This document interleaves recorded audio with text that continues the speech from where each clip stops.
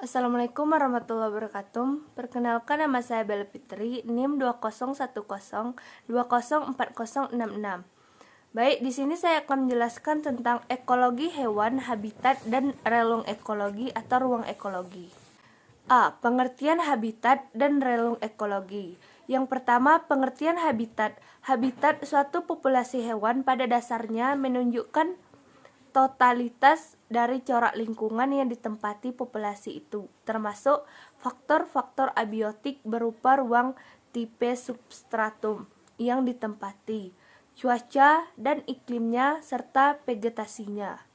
A. Definisi habitat. Habitat suatu organisme adalah tempat organisme itu hidup atau tempat kemana seseorang harus pergi untuk menemukan organisme tersebut. Istilah habitat banyak digunakan, tidak saja dalam ekologi tetapi di mana saja. Tetapi pada umumnya istilah ini diartikan sebagai tempat hidup suatu makhluk hidup. Contoh beberapa habitat. Yang pertama, habitat Notonecta atau sejenis binatang air adalah daerah-daerah kolam, danau, dan perairan yang dangkal yang penuh ditumbuhi vegetasi. Yang kedua, habitat ikan mas adalah di perairan tawar. Yang ketiga, habitat pohon durian atau Duriozebetinus adalah di tanah daratan rendah. Yang keempat, pohon enau atau aren tumbuh di tanah dataran rendah sampai pegunungan. Yang kelima, habitat serigala habitat serigala adalah di padang rumput. Yang keenam, habitat orangutan adalah di hutan,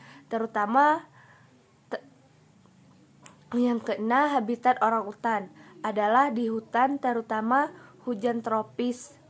Yang ketujuh, habitat eceng gondok hidup di perairan terbuka.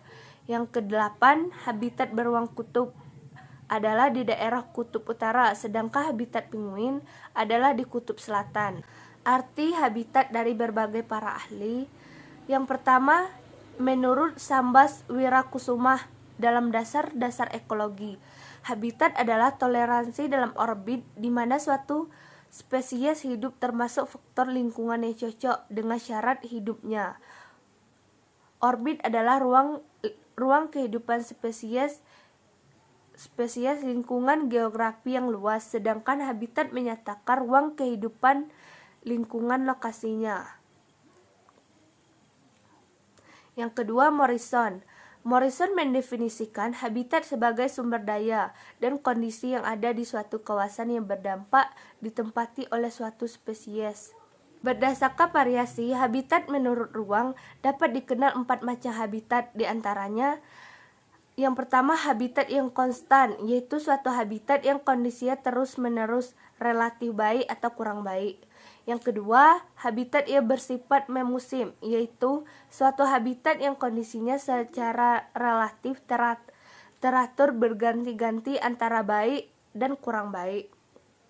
Yang ketiga, habitat yang tidak menentu, yaitu suatu habitat yang dapat mengalami suatu periode dengan kondisi baik yang lamanya bervariasi sehingga kondisinya tidak dapat diramalkan. Yang keempat, habitat yang efemeral, yaitu suatu habitat yang mengalami periode kondisi baik yang berlangsung relatif singkat, diikuti oleh suatu periode dengan kondisi yang kurang baik yang berlangsung relatif lama sekali.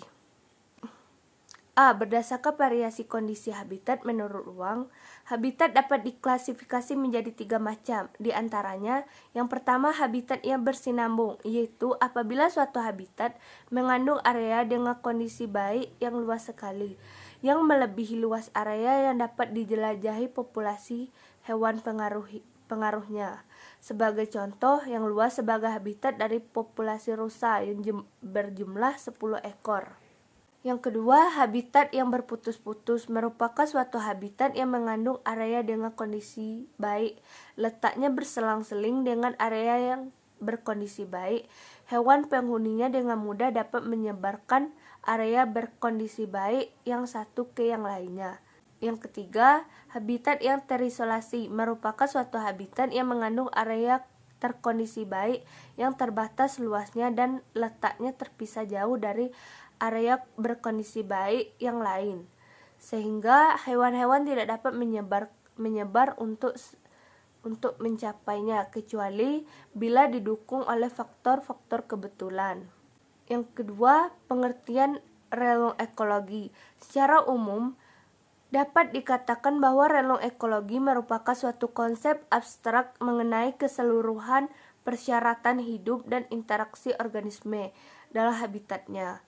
Dalam hal ini, habitat merupakan penyedia berbagai kondisi dan sumber daya yang dapat digunakan oleh organisme sesuai dengan persyaratan hidupnya.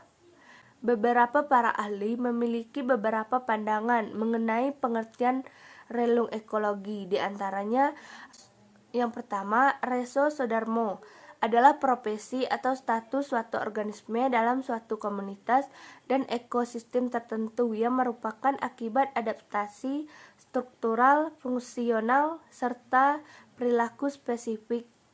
Yang kedua, Odum. Relung ekologi merupakan istilah lebih inklusif yang meliputi tidak saja ruang secara fisik yang dialami oleh suatu makhluk, tetapi juga pecahan fungsional dalam komunitas serta kedudukan makhluk itu dalam kondisi lingkungan yang berbeda. Beberapa kingdom dengan ciri tertentu dikelompokkan untuk membentuk takson kingdom atau kerajaan. Dengan cara tersebut terbentuklah urutan hierarki atau tingkatan klasifikasi makhluk hidup. Urutan klasifikasi dari tingkatan adalah sebagai berikut. Yang pertama, kingdom atau kerajaan. Yang kedua, divisio atau filum. Yang ketiga, kelas atau klasis. Yang keempat, ordo atau bangsa. Yang kelima, famili atau suku. Yang keenam, genus atau marga.